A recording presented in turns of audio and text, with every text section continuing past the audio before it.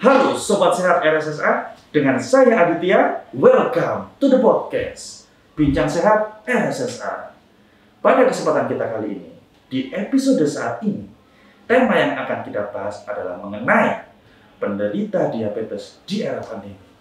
Untuk itu, saat ini kami telah mengundang ahlinya ahli, pakarnya pakar, Dr. Ruli Rosandi, spesialis penyakit dalam KEMD. Dr. Ruli, selamat datang di podcast kita. Selamat pagi, salam sejahtera, Mas Adit. Siap, dokter. Terima kasih dokter di tengah-tengah kesibukan menyempatkan untuk datang ke podcast kita. Terima kasih untuk kesempatannya ya, share-nya nih Mas Adit ya. Baik dokter, sebelum kita masuk ke podcast dokter, tak kenal maka tak saya. Ya. Monggo, silakan dokter. Baik. Mungkin ingin memperkenalkan diri. Ya, pertama-tama saya mau koreksi dulu Mas Adit, saya bukan pakar ya. Kalau pakar itu apa-apa dibuat sukar. Oke. Saya berusaha untuk lebih gampang ya, Lebih gampang mendiskusikan apa-apa itu lebih gampang dengan bahasa-bahasa yang informatif ya. Saya sendiri Dr. Ruli, saya di bagian penyakit dalam, tapi lebih tepatnya di subdivisi endokrin, metabolik, dan diabetes. Ya, jadi kita lebih banyak berkutat kepada penyakit-penyakit yang berhubungan dengan hormon. Ya, salah satunya itu adalah diabetes. Ya, selain juga nanti ada tiroid, ya, adrenal, hipofisis, dan beberapa kelainan yang terkait dengan gangguan hormon lainnya. Itu Mas Adit. Baik dokter. Dokter tadi menyebutkan diabetes. Iya. Dokter, beberapa waktu yang lalu saya sempat membaca di literatur, di sosial media, di website gitu dokter. Di era pandemi ini diabetes salah satu komorbid yang cukup berbahaya. Loh kok bisa dokter? Karena sepengetahuan saya, COVID itu kan lebih ke arah pernafasan paru-paru. Iya. Apakah diabetes juga berpengaruh ke arah sana dokter? Iya. Itu pertanyaan yang sangat menarik ya, Mas Adit ya. Jadi memang kalau kita lihat ya, saya buka website tadi pagi Worldometer itu angka COVID di dunia itu udah di atas 100 juta pasiennya. Kemudian di Indonesia itu juga sudah di atas hampir 1,2 juta. Dan yang menarik memang seperti yang dikatakan Mas Adit, kita tahu bahwa kalau kita ngomong COVID itu ada kelompok yang OTG tanpa gejala dan ada kelompok yang istilahnya morbiditas dan mortalitasnya, tingkat kematiannya dan tingkat kefatalannya tinggi. Salah satu yang membuat tingkat fatalitas tinggi itu adalah apa yang kita sebut sebagai penyakit penyerta, ya, di mana diabetes itu salah satu yang masuk ke penyakit penyerta yang paling sering menyertai outcome atau fatalitas yang tinggi pada pasien-pasien dengan COVID-19. Dan kalau kita lihat data kita punya data, rekapan data di Saiful Anwar, itu ada hubungan dengan makin tingginya HbA1c. Jadi HbA1c itu adalah parameter atau indikator kendali gula darah pada pasien diabetes. Makin tinggi, ya, HbA1c. Soalnya data rumah sakit kita, ya, data lokal kita memang belum kita publikasikan karena memang masih kita lihat. Itu ternyata memang angka kematiannya atau angka fatalitasnya tinggi. Nah, menarik pertanyaannya apa hubungannya ya? Nah, kalau kita tahu bahwa yang namanya virus ya, SARS-CoV-2 ini itu kan dia kan berikatan dengan reseptor ACE ya. Nah, reseptor ACE itu ada di seluruh tubuh kita. Jadi bukan hanya paru-paru, walaupun paru-paru merupakan organ yang paling sering terkena ya. Tapi orang diabetes itu cenderung yang pertama. Kita tahu ya, secara umum tidak kita ngomong COVID. Orang diabetes lebih rentan untuk infeksi. Lebih rentan? Iya kan, kalau misalnya ada luka, oh ini jangan-jangan diabetes, luka yang nggak sembuh-sembuh. Jangan-jangan diabetes, ya kan biasa orang berpikiran seperti itu. Memang kalau secara natural, orang diabetes itu daya tahan tubuhnya lebih rendah. Karena sel darah putihnya, kemampuan sel imunnya itu lebih rendah. Kemudian yang kedua, ya dengan makin tingginya gula darah, ya itu endotelnya, jadi pembuluh-pembuluh darahnya itu cenderung itu mengalami gangguan, mengalami kelainan, sehingga orang diabetes bisa kita katakan lebih rentan untuk terkena virus COVID ini dan memberikan hasil outcome yang jelek. Ya, jadi seperti itu, Mas. Nah, tapi kembali kalau kita ke masyarakat sekarang, kalau misalnya pasien diabetes, menurut saya, kalau misalnya tidak ada keluhan, dia tuh nggak ke dokter. Malah kadang pasien-pasien di poli itu bangga Mas Adi. Saya darah 400, gak kenapa-kenapa. Oh my god. Iya, terus yang sebelahnya ngomong lagi tuh, gula darah saya pulang 500, betul nopo-nopo. Serius dokter? Iya, jadi selama tidak ada keluhan, mereka nggak ada masalah. Enjoy. Malah kadang-kadang seperti tadi, ya pikirnya 500 itu 500 mg kali harga emas kan, jadi. Oke. Oke. Itu. Tapi ya tadi, karena gula darah tidak terkontrol, mereka cenderung untuk gampang infeksi. Kemudian kalau sudah masuk lebih rentan untuk mengalami komplikasi karena endotelinya tadi sudah banyak yang rusak. Gitu. Apalagi sekarang musuhnya COVID dokter. Oke. Ya. Terus bagaimana dokter menyikapi hal tersebut? Tadi dokter mengatakan bahwa pasien penderita diabetes itu daya tahan tubuhnya rendah. Lalu bagaimana untuk bisa survive di era yang mengerikan ini dokter? Jadi kalau kita ngomong secara umum penyakit infeksi, penyakit menular atau wabah itu ada 3 komponen. Pertama itu adalah komponen agentnya. Agent itu artinya adalah virusnya. Ya, virus dalam hal ini adalah virus COVID ya, SARS-CoV-2. Kemudian kedua adalah faktor host. Ya, faktor orangnya kan individunya. Ya, yang istilahnya saling berkaitan. Yang ketiga adalah faktor lingkungan sekitar. Jadi kalau kita menghadapi wabah ini, pandemi, dari sudut pandang diabetes, ya hostnya harus kuat, ya. Yang kemudian lingkungannya juga harus dimodifikasi, karena kita nggak bisa ngapa-ngapain nih virus, kan kita nggak bisa melakukan hal-hal yang merubah virusnya. Ini faktor dari virusnya. Yang kita bisa kuatkan adalah faktor host. Hostnya itu adalah individunya. Jadi bagaimana individu tersebut katakanlah ya meningkatkan daya tahan tubuhnya. Yang penting gula darahnya terkendali. Ya, bagaimana caranya? Minum obat, ya, olahraga rutin, ya, itu hostnya untuk memperkuat daya tahan imunitasnya. Ya. Yang kedua dari sisi host lagi adalah misalnya pemberian vaksin. Ya, itu kan untuk host, untuk merubah host ya. Kemudian katakanlah memakai masker, jaga jarak, menghindari kerumunan, itu adalah yang bisa dikerjakan oleh host untuk mengurangi kemungkinan terpapar dari COVID.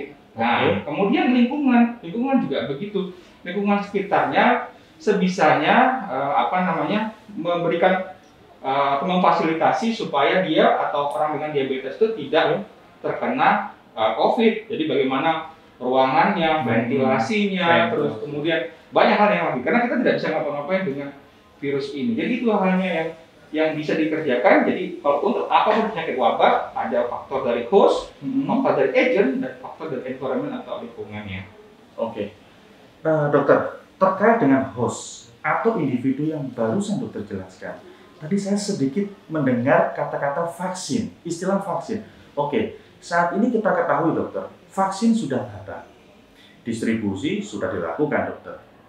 Namun, untuk penderita diabetes dokter, bagaimana implementasi dari vaksin ini? Apakah menimbulkan komplikasi kah? Atau malah justru memperparah diabetesnya kah? Itu bagaimana dokter? Ya, ini pertanyaan yang banyak dilontarkan di masyarakat ya. Bukan hanya masyarakat, tapi juga dari teman-teman tenaga kesehatan. Betul. Kenapa? COVID ini adalah sesuatu yang baru. Hampir semua sudut di dunia ini mengalami masalah yang sama, mengalami problem yang sama, dan ini semua adalah hal yang baru. Sehingga tidak ada satupun ya di dunia ini yang istilahnya lebih duluan tahu, lebih tahu. Termasuk masalah vaksin. Nah, vaksin ini kita tahu bahwa ini kan vaksin juga relatif baru. Dan sebagian besar namanya kalau ada obat baru tentu dilakukan yang namanya uji klinis. Uji klinis ya. Nah, uji klinis pada vaksin terutama vaksin yang masuk ke Indonesia itu ya tidak menyertakan populasi dengan penyakit penyerta tentu saja. Kan tidak mungkin ada orang yang awal-awalnya obat percobaan nih, ayo diabetes coba, yang hipertensi coba, nggak mungkin ya. Jadi dia memberikan uji klinis pada orang-orang yang populasi yang dalam tanda petik sehat, yang tidak ada penyakit penyerta, tidak ada komorbid, usianya antara 18 sampai dengan 60 tahun. Nah itu yang makanya kenapa usia tua boleh nggak? Ya karena dia populasinya kan populasi di bawah 60 tahun. Nah, seperti itu makanya. Jadi tidak ada datanya, belum ada maksud saya, belum ada datanya. Sehingga sama pemerintah dikeluarkan namanya Emergency Use of Authorization, penggunaan dalam kondisi kegawat daruratan. Betul. Termasuk untuk sekarang sudah vaksin yang masuk ke Indonesia itu dikatakan boleh untuk orang yang lanjut usia. Kembali ke diabetes. Ya, jadi karena belum ada satu studi, belum ada satu publikasi mengenai pada pasien-pasien dengan diabetes, maka diambil kesepakatan para ahli, ya, kesepakatan para ahli atau clinical expert. Ya, nah di situ dikatakan bahwa selama kontrol gula darahnya itu terkendali, ya, kendali gula darahnya baik, maka itu bisa diberikan vaksin. Jadi kalau gulanya bagus, ya, HbA1c-nya 7,5 atau 8, itu bisa diberikan vaksin, ya, aman. Dalam tanda petik relatif lebih aman karena dianggap sama seperti populasi yang normal. Nah, bagaimana dengan populasi yang kadar gula darahnya tidak terkendali? Iya, betul. Nah, itu belum ada data. Belum ada data. Sehingga kita lebih kepada arah ya kita masih menunggu data. Ini kan masih jalan terus ya. Ada beberapa pusat studi negara yang sudah mulai lebih duluan dari kita menggunakan vaksin ini dan kita tunggu laporan dari mereka. Jadi mungkin dalam 2-3 bulan ke depan ada lebih banyak data yang masuk terkait dengan tingkat keamanan vaksin ini, terutama untuk pasien-pasien yang ada diabetesnya atau ada gula darahnya tinggi. Siap. Begini dokter, tadi juga saya mendengar belum ada studi pemberian vaksin kepada penderita diabetes. Baik. Lalu bagaimana dokter cara kita mensosialisasikan, kita mengedukasi masyarakat awam yang notabene bisa saja mereka sangat reject terhadap vaksin, apalagi ini belum ada studi untuk penderita diabetes. Itu bagaimana penjelasannya dokter? Yang pertama kan sekarang ini kan masih mungkin ini kan untuk tenaga kesehatan saat ini. Nakes ya, nakes. Ya, kita tunggu dalam beberapa bulan ke depan, harapannya yang sudah duluan melakukan vaksin tentu akan ada laporannya terkait dengan tingkat keamanannya pada pasien-pasien dengan hiperglikemi, gula darah tinggi, diabetes atau penyakit-penyakit autoimun yang lain. Jadi kita wait and see dulu. Nah, kita dalam 1-2 bulan ini. Nah, kemudian nanti kalau misalnya katakanlah dalam langkah selanjutnya kita tentu akan melakukan pemilihan pasien. Contohnya misalnya pasien diabetes dengan dengan multi komplikasi, ada jantungnya, ada ginjalnya, ada kelainan-kelainan yang lainnya. Ya mungkin itu kita tunda dulu lagi. Di hold dulu. Kita lebih memprioritaskan pasien yang diabetesnya gula darahnya relatif tidak terkendali tapi dengan komplikasi yang tidak terlalu banyak. Nah, jadi ada tahapannya. Karena kita masih nunggu. Karena gini, kalau pasien yang rentan diabetes yang multi komplikasi, katakanlah ada pasien ada gangguan jantungnya, ada gangguan ginjalnya, ada gangguan otaknya, pembuluh darah otak dan sebagainya. Misalnya ada apa-apa dengan beliaunya habis divaksin, belum tentu kena vaksinnya, tapi karena penyakitnya aja sudah berat. Ya, itu yang sering terjadi. Contoh saya misalnya gini, sering kalau di poli, pasien itu kalau sudah kondisi kritis baru mau pakai insulin. Betul. Ya toh? Kita sudah 3-4 tahun di awal bilang, Bu ini sudah insulin, insulin. Tapi pasien nolak. Pada saat detik-detik terakhir udah kondisi berat baru mau insulin, nah diberikan insulin terus kemudian terjadi katakanlah meninggal. Nah, nanti meninggalnya karena insulin. Jadi hal-hal seperti itu yang kita hindari untuk memberikan informasi kepada pasien. Jadi kesimpulannya kita lebih menunggu lebih banyak data yang masuk ya. Kemudian lakukan suatu pemilihan pasien yang mana kira-kira yang cocok untuk diberikan vaksin ini. Dokter, masih seputar vaksin bagi penderita diabetes. Apakah ada jaminan, dokter? Jaminan bahwa penderita diabetes yang memang dia sudah melalui proses screening, dia layak untuk divaksin, dokter. Dia sudah diberikan vaksin, apakah ada jaminan, dokter? Dia aman dari COVID-19 maupun dari penyakit gula darahnya itu, dokter? Iya, kalau saya rasa di bidang medis itu tidak ada yang berani garansi ya. Beda dengan bengkel mobil. Karena kita kompleks sekali ya. Tubuh manusia ini sangat kompleks. Tapi paling tidak dengan pemberian vaksin yang kita harapkan adalah apabila individu tersebut terkena COVID atau terkena infeksinya, maka outputnya, luarannya itu tidak terlalu fatal. Nah, jadi paling tidak misalnya katakanlah harapannya ya cuma flu biasa, bersin biasa kalau dia pakai vaksin. Kalau dia tidak ada vaksin, tidak ada daya tahan tubuh, karena tadi saya bilang tadi ada 3 faktor host, faktor environment, dan faktor individu vektornya, agennya. Nah, kalau hostnya itu lebih kuat dalam menghadapi vektornya atau agennya, maka ya paling cuma flu biasa atau pilek-pilek biasa saja, tidak sampai outputnya atau outcome-nya jelek. Oke, baik dokter. Jadi maksud dari pertanyaan saya yang terakhir itu, sekaligus kita menginformasikan, kita mengedukasi masyarakat bahwa vaksin ini itu memberikan antibodi yang lebih, begitu ya, dokter ya? Betul sekali. Jadi daya tahan tubuh kita lebih baik daripada yang belum divaksin. Itu yang harus kita garis bawahi, karena masyarakat ada yang beranggapan, oh aku sudah divaksin, kebal aku sama virus. Setelah itu abaikan protokol kesehatan. Ada kan beberapa undang-undang seperti itu ya, dokter ya? Itu yang harus kita pahami, bahwa tidak ada jaminan. Tidak ada jaminan di dunia medis bahwa ini kebal, anti COVID, seperti itu dokter ya? Oke. Dan satu lagi kan ini Mas Adi saya katakan tadi, COVID ini kan baru, vaksinnya juga baru. Artinya walaupun dia divaksin, berapa lama sih dia bisa bertahan itu juga kita belum tahu. Belum tahu kita. Apakah kita harus di booster atau mungkin vaksin campak, vaksin yang lain kan ada yang di vaksin berulang, entah itu setiap tahun.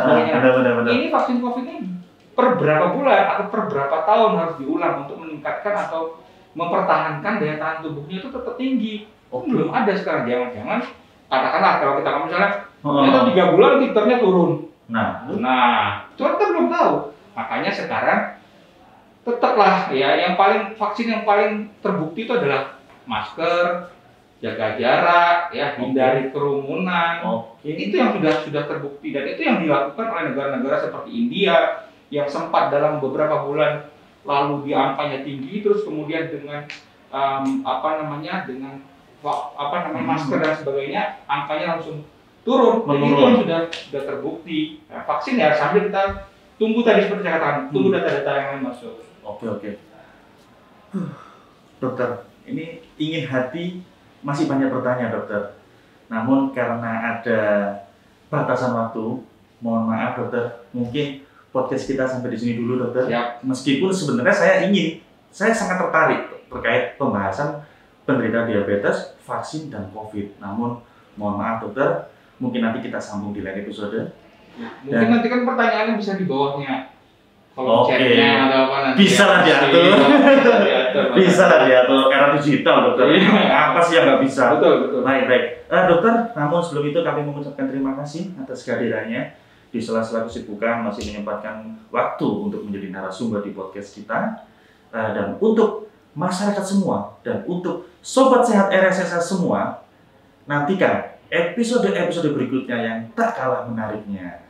Untuk itu, salam sehat untuk kita semua. RSSA Jaya.